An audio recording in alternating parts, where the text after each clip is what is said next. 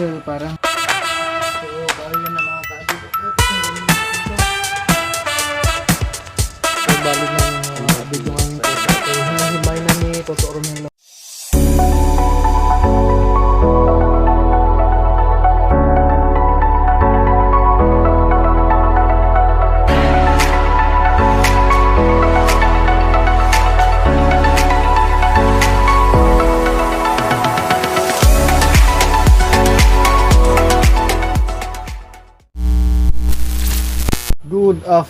Good afternoon na naman mga kaabid. Panibagong araw, panibagong vlog na naman tayo ngayon. Time check ko muna tayo mga kaabid. Ang oras natin ay 4:48 na po ng hapon mga kaabid. At yun nga, maulanin na naman ngayon mga kaabid. Yan. Halos tagahapon dito umuulan mga kaabid dito sa Dueñas. Yun. So ngayon mga kaabid, syempre hapon na, syempre tayo ay magluluto na naman ng ating hapunan. Yun nga mga kaabid, at yan ng aking busawang busy sa pagwawalis, yan, paglilinis ng loob ng bahay mga kaabid. At medyo madilim nga mga kaabid, yan, kasi nga dilim yung panahon ngayon. So bali ngayong hapon mga kaabid, tayo ngay magluluto na naman ng puso ng saging mga kaabid, kasi nga nakakamiss din kumain ng puso ng saging mga kaabid. At dala pala to ni Totoo Romel nung umuwi sa Rolon mga kaabid nung isang araw. So ngayon lang namin lulutuin, kasi nga kahapon pumunta kami ng Dumangas pala mga kaabid, Dumangas Seawall yun. At na-meet nga namin doon si Abian Mike at si Boss Jack mga kaabid, at siyempre si Idol Hernani Hodieres yun, shout out sa inyo yun. At ayun mga kaabid, mag-start na tayo ng pagbabalat natin ng puso ng saging mga kaabid, para yun nga may luto na natin. Yan, na sabi nga ni Kainday, ito lang yung ulamin namin ngayong hapon, kasi na mimiss niya yung kumain daw ng puso ng saging ngayon mga kaabid yun. Right, so samahan niyo ako mga kaabid sa atin naman ngayong lulutuin yun. Magluluto tayo ng puso na ang saging, right. At yun pala mga kaabid, yun, pagluluto natin ito ay gigisa lang natin. So yan, start na tayo sa pagbabalat. Yan, start na tayo. Bali ito yung puso natin mga kaabid. Yan, babalatan natin. Ang ganda doon pala mga kaabid sa Dumangas Seawall. Doon kami kahapon mga kaabid, at gabi na nga kami umuwi. Sama namin sila Kuya Migo Ilonggo at si Ate Bianca mga kaabid.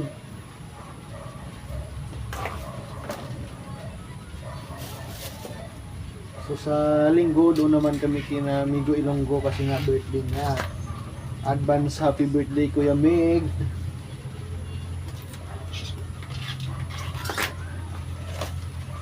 Bali sa pagbabalat ng puso mga kaabid, dapat yung parang ganito na yung kulay para hindi na siya ba matigas yun.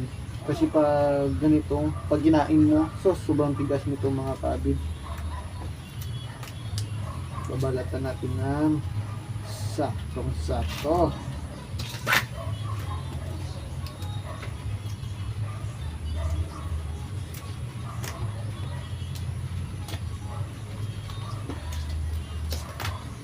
At yun pala mga kaabid, gusto kong i-shoutout si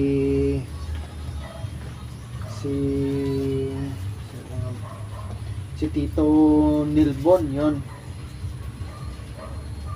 Nilbon, si Tito Nilbon mga kaabid, kasi doon siya kanina sa parlor ni Manang Ems yun. Shoutout din pala kay Manang Ems dyan sa parlor. Nandun siya kanina, sama niya si Christian mga kaabid. At yun nga, daling silang Gimaras. Shout out sa'yo, Tito. Yun.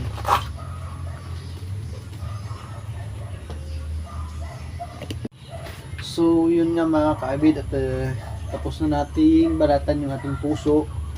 So, ngayon ay ilalaga natin. Dapat na iwain po pala muna natin mga kaabid bago ilaga. Yun. Gigisa lang naman to. Yan, samahan niyo ako. Pasok tayo dito sa loob mga kaabid. Hindi madilim. Dito na tayo sa kusina. Yun. So yung mga kaabid, start na yung iwain. Yun. Gutom na ito si Zero. Ang ingay ah. Iwain na natin dito. Bago natin ilaga mga kaabid.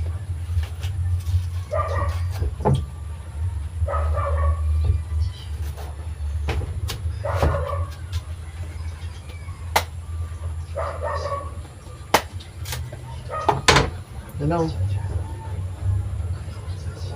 Apat na higa mga kaabid. Para bilis maluto ba? Bilis na naman ito maluto ang puso.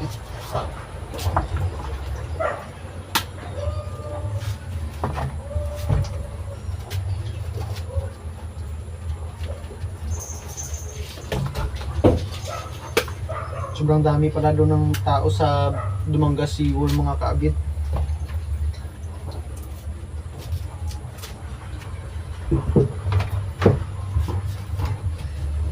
Yan, tapos na.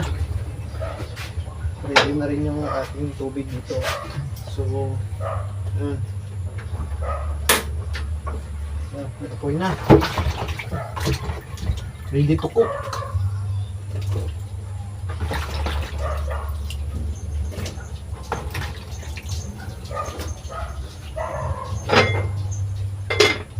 Yan, takpan natin. Yan mga kaabid. Titingnan natin dito sa loob mga kaabid. Yan oh, busy yung mga person at kagising lang ang ituturo nila mga kaabid. Yan. Naman si Zero Boy oh, at dito sa loob ng kwarto mga kaabid yan. Busy rin yung aming bibi sa manood ng video. Yan at si Josawa naman ay nagtutupi ng damit mga kaabid. Yan. Itong dalawang to busy din sa agawa ng laruan oh, yan, galing nila oh. Parang yan, galing ng dalawa oh. Nagagawan, oh. Mas malakas si Roro kasi nga dinala si Zero doon sa loob oh, ano, yung ulo ni Zero. So dito lang muna tayo bablog mga kaabid kasi nga hindi tayo makaalis oh. Yan, umulan na naman ngayon. At yung mga motor natin dito mga kaawid sa labas, basang-basa na naman oh. Yan, motor ni Kanegs. Ito naman kay Kainday mga kaawid. So, sinabihan ko si Kainday mga kaawid na bumili siya ng trapal tapos ilalagay namin dito dyan mga kaawid oh. Kahit 4 na metros lang para ano tawag dito, hindi ba mamasa yung mga motor. Dyan na namin kakabit sa may kawayan mga kaabid papunta dito. Yan, para may silungan yung mga motor namin mga kaabid oh. Kasi nga pag umulan basang basa talaga. Yan si Alas. Yan. Shout out din pala kay Sir Toyota Mechanics mga kaabid. Yun, ganda sana pag may trapal dito oh. Yan. So bukas sasabihan ko ulit si Kainday na bubili ng trapal para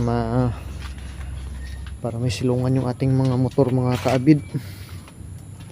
At yan nga oh, lumabas na rin yung araw kasi hapon na oh. Yan, oh. Hapon na. So, tignan natin yung niluluto natin dito. Tingnan natin mga kaabid yung ating niluluto na puso na naman ng saging. So nakita nyo yung mga kaabid dun sa vlog ko, yung nagtorta kami ng pusong saging tapos itlog. So ngayon naman mga kaabid, tayo magigisa na naman ng puso.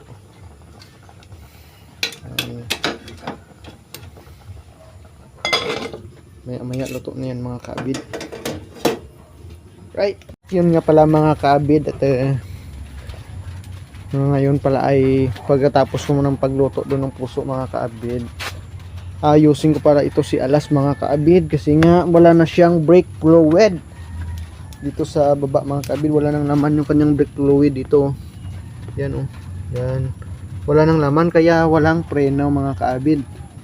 Kanina pumunta kami ng Pasi nila Kainday. Hinatid ko doon sila sa Pasi.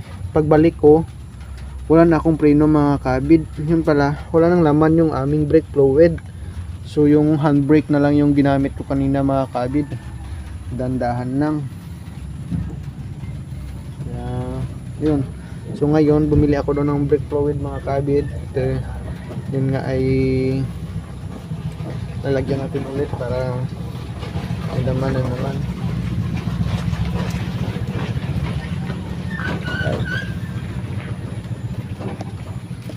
So bali mga kaabid, ipapasok natin si alas doon sa may kusina at doon natin siya ayusin kasi nga dito sa labas ay umuulan. So yan, pasok muna doon mga kaabid. Pasok muna tayo.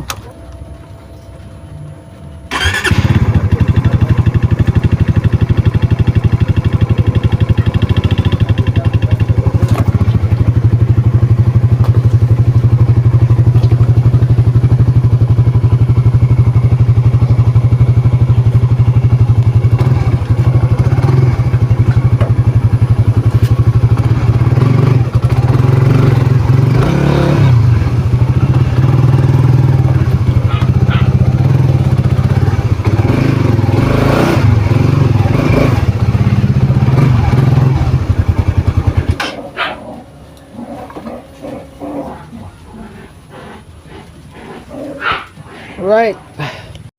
Nandito na si alas sa loob mga kabid. Ayan.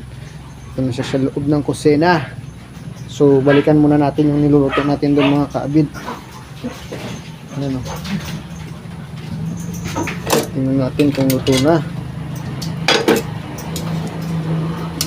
Ano? Puso ng saging. Mabuti pang saging may puso.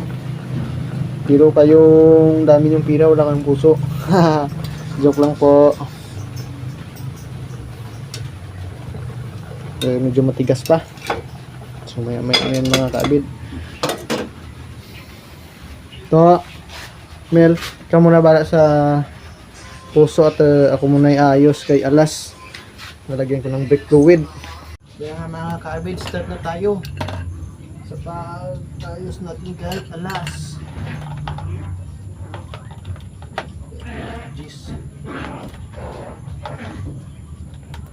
Gamit din tayo dito mga kabit.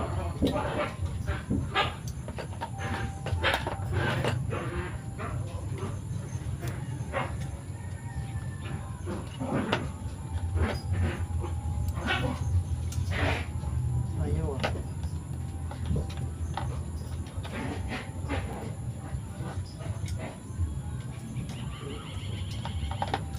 Jeez, hindi kayo 9.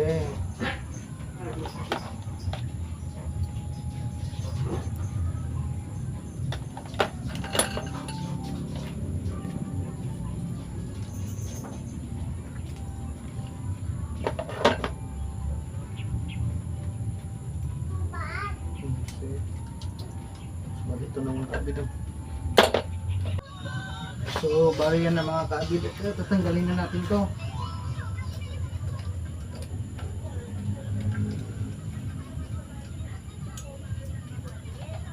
Yun o, tanggal na.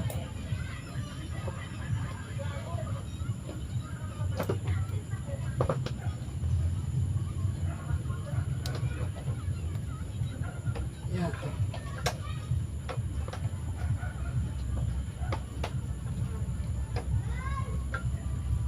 Tignan na natin.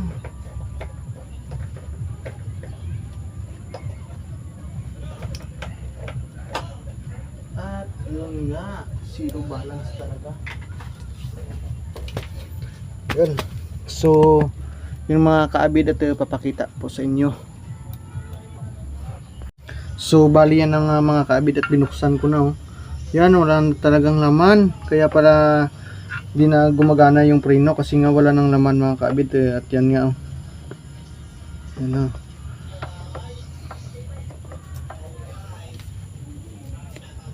Yan. Ito, parang ganito ba talaga to? Hindi Bila. ba? Diyan. Diyan. Yan. Isulid eh. Gamay. Amuguro lang daw hindi daw kalambot na. Hmm. So bali ito ano dito tawag Ano na nga, pwede mo daw sidlan. para Ba?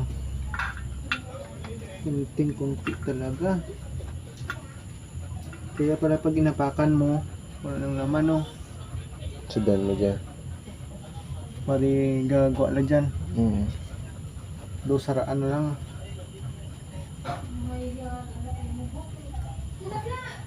So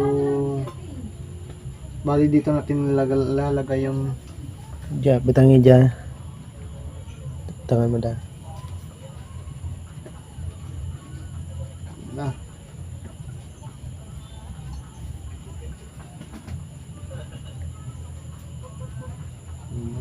So lalagyan natin to. Ganito na ano. So na yung brake fluid natin. Doon maganig ginasidlan dyan. Ano ito na nga dyan? Do bali ko na lang. Lang ano yan. Do gasket Do niya. gasket lang.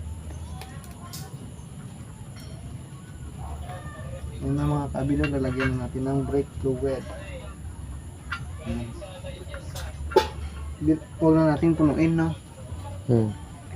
Tapos babalik natin yung tawag dyan. Yung parang gasket nito mga kaabid oh. Yun, oh. Ito yung parang gasket. So babalik natin yan. Ito natin yung kinuha eh. Pag nilagyan mo to, wala namang lalabasan, di ba?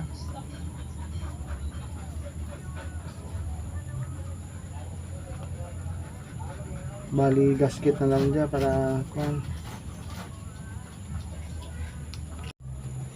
At yan na nga mga kabid, nabalik ko na yan oh. Kita mo to, yan. So yan na. So tatakpan natin ulit at ibabalik.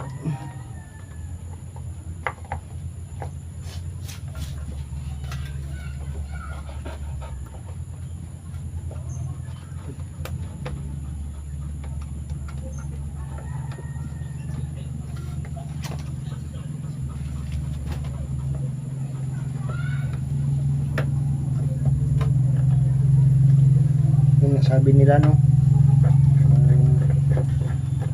yung bilis magtanggal, mahirap magbalik.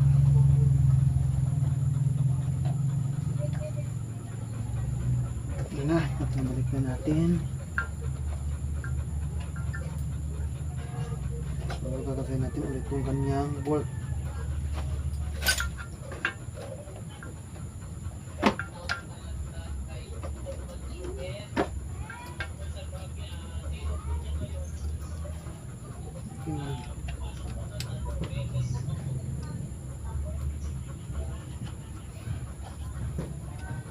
Diba?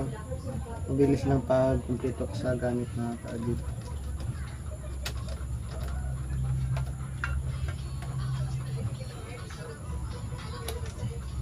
Ayan.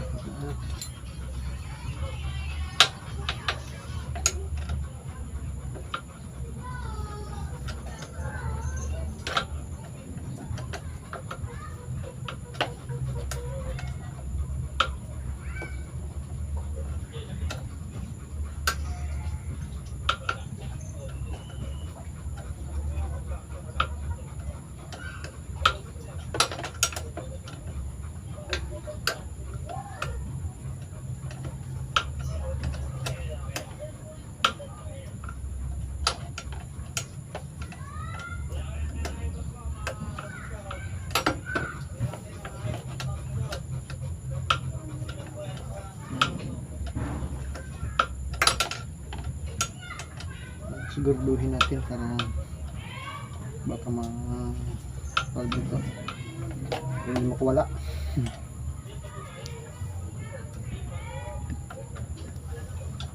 Kita natin. Na, kapit na. At yan yung mga kabid, yung nakikita nyo. Ibalik ko na yung tangke ng kanyang brake fluid mga kabid. Sana ay magiging okay. Kasi kanina nga muntika na ako eh.